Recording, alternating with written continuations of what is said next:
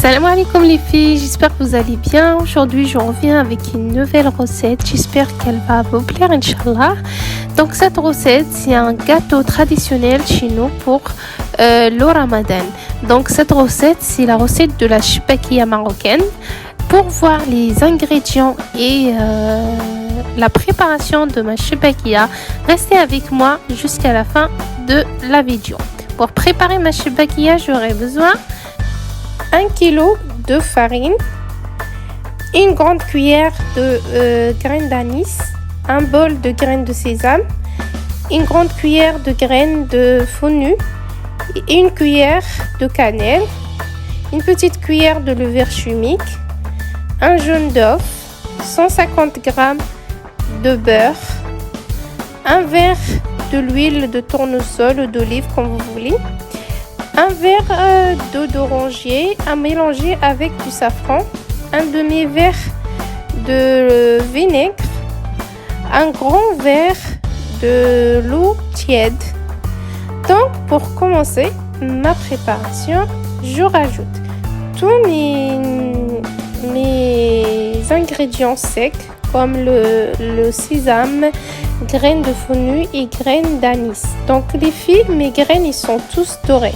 Je les fais revenir un petit peu dans une poêle sans rajouter de l'huile. Juste il faut avoir un peu les ingrédients dorés et après je les fais mixer bien comme il faut pour avoir une poudre comme vous voyez avec moi sur la vidéo. Donc je mélange le tout. Ensuite, une fois j'ai bien mélangé mes ingrédients secs avec la farine, je rajoute mes ingrédients liquides, c'est-à-dire la levure chimique que j'ai mélangé avec de l'eau pour la faire fondre. Ensuite, je rajoute le demi-verre de vinaigre. Ensuite, je rajoute le verre d'eau de fleur d'oranger mélangé avec le safran que j'ai rajouté dedans. Ensuite, je vais rajouter mon verre de l'huile. Les filles, vous pouvez mettre de l'huile d'olive, c'est quand vous voulez. Après, je rajoute mon verre de beurre fondu.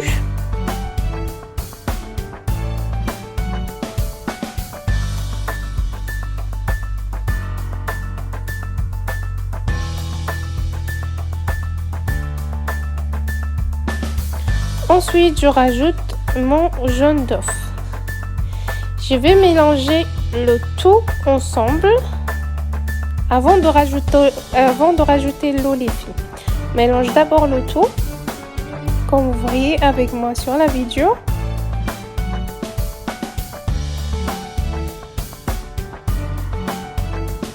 Ensuite, une fois tout est mélangé, je rajoute mon grand verre d'eau tiède.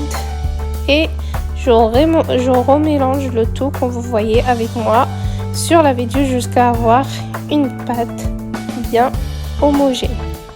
Et après les filles, je divise ma pâte en 3 et je les mets dans des sachets de congélation. Comme ça, pendant que je prépare, je forme ma pâte. Le reste ne sèche pas. Donc après je passe, vous pouvez la laisser reposer environ 20 minutes. Sinon si vous n'avez pas le temps, vous la faites tout de suite. Donc je mets de la farine sur mon plan de travail pour que la pâte ne colle pas. Et ensuite je vais la aplatir avec mon rouleau pâtissier.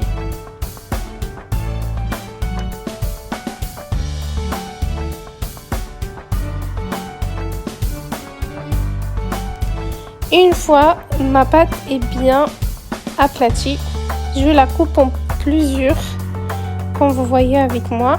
Et après, à l'intérieur de chaque partie, je coupe 4 fois sans aller jusqu'au bout. Donc, c'est-à-dire, je coupe 1, 2, 3 et la 4e, je vais jusqu'au bout.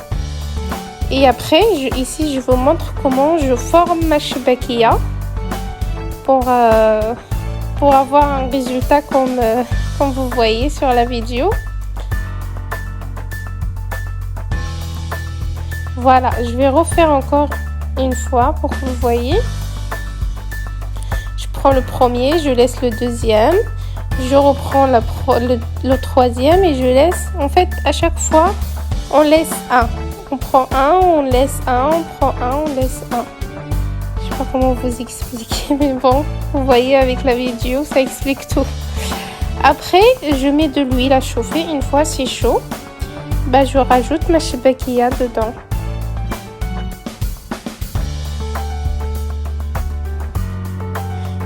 Et après, les filles, quand ça commence à cuire, il faut la retourner sur les deux côtés pour que ça puisse dorer des deux côtés. Après, une fois elle est cuite, je prends ma chebakia, je la trempe dans le miel. Le miel, les filles, si vous voyez qu'il est un peu dur, faites-le chauffer, comme ça il va se détendre. Je sais pas comment vous expliquer en français, mais bon. Vous comprenez. Et après, vous prenez votre chebakia et vous la mettez dans une caisse caissière, ou je sais pas comment ça s'appelle, histoire de la faire gautier, quoi. Comme vous voyez avec moi sur la vidéo. Et après, tout de suite, les filles, vous rajoutez les graines de sésame. Et là, les filles, voilà, ma recette est finie. J'espère que vous a plu. Et vous me dites ce que vous en pensez en commentaire en bas. Et franchement, cette recette, c'est une recette qu'on retrouve presque chez tous les Marocains sur la table pendant ce mois béni. Bon, je vous laisse ici les filles. Je vous dis salam alaikum et à la prochaine vidéo, Inch'Allah.